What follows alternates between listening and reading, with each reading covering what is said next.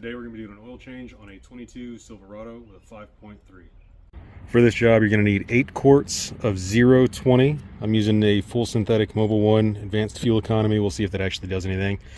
A fuel filter, I'm using a Wix XP WL10255XP.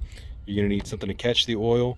Rags are always useful. You may need a filter, and not a filter, a funnel, and a 15 millimeter wrench. Extra points if it's gold. First thing that you're going to do is make sure that the engine is cold. This thing has been sitting all night, so I know it's cold. And then you want to remove your oil fill cap.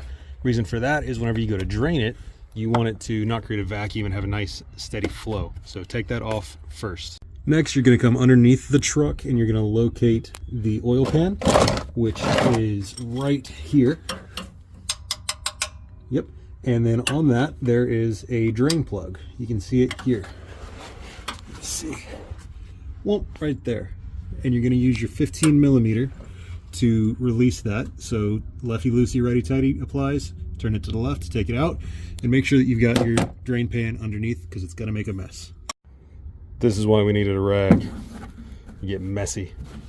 Or just, be a normal person and wear gloves. I don't like gloves, but wear gloves so this doesn't happen. Once the oil coming out is slowed to a drip like this and you've substantially ruined your driveway, go ahead and put that bolt back in. Righty tighty, don't over tighten it, but make sure it's not loose. I'm sure there's a torque spec, but I don't know it. Look it up, be safe.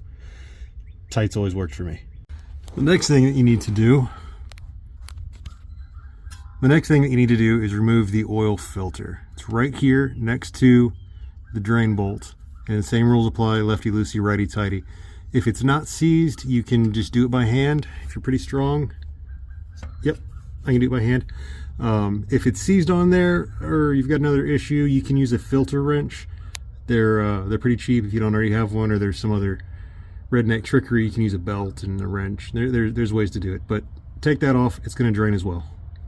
So oil filters, they're going to be covered in oil and they're going to be slippery, and it might fall into your drain pan and do this to you. That's okay. That's all right. Anyways, on to the next step. Now you want to grab your filter and you want to apply a little bit of oil to that rubber ring right there. You can take it from your forehead or, the drain pan, the ground, wherever you can find some oil. No, seriously. Use a little bit of oil, lubricate this. That way it won't seize up and it'll be easy to remove for the next time. And you should be able to get it offhand if the one you just took off was seized. And it also helps it create a better seal. So you're going to put a little bit of oil there and then just screw it onto where you just took the old one off. Super easy.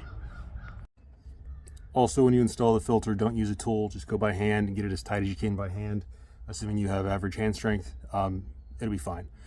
I've always just installed them by hand. I've never had any issues. There's a torque spec. Again, I don't know it. If you want to be extra safe, Google it. Hand tight.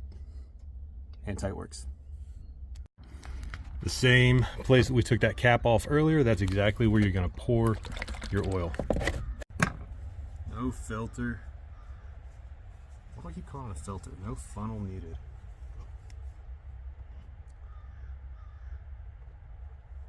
Just be smooth and pour it sideways.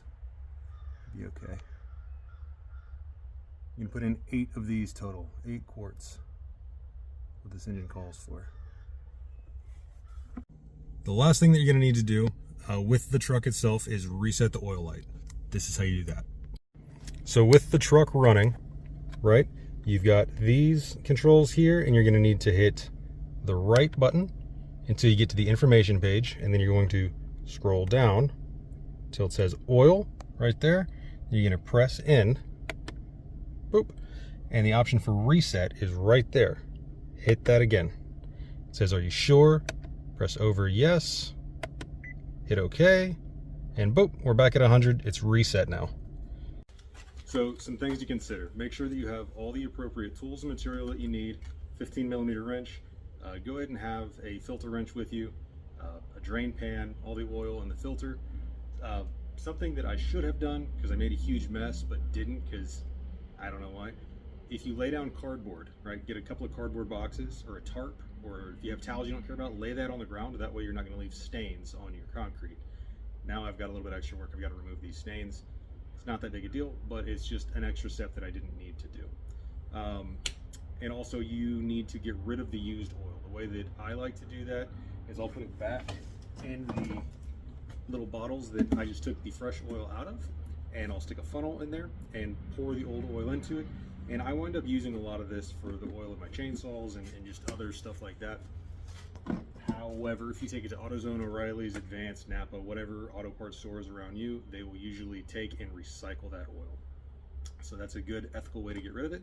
There are unethical ways that I'm not going to tell you, but yeah, that's what you do. That's how you do an oil change on a 22 Silverado. Hope this helps.